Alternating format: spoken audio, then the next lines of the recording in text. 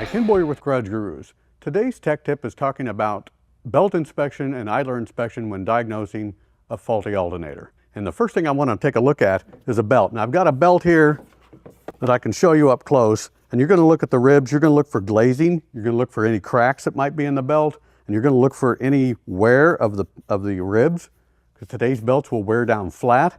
So you just want to look it over real well and make sure it's okay.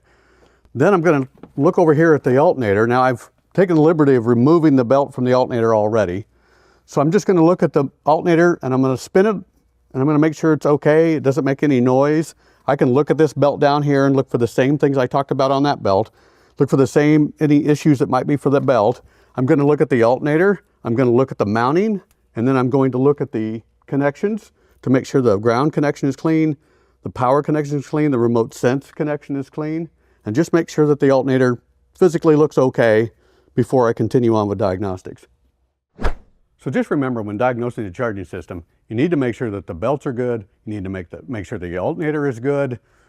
Just like the inspection we did, you're just going to make sure mounting's okay. Make these checks before you replace the alternator. That way you're not spending money when you shouldn't have. Hopefully this tech tip helps. I'm Ken Boyer. Thanks for watching.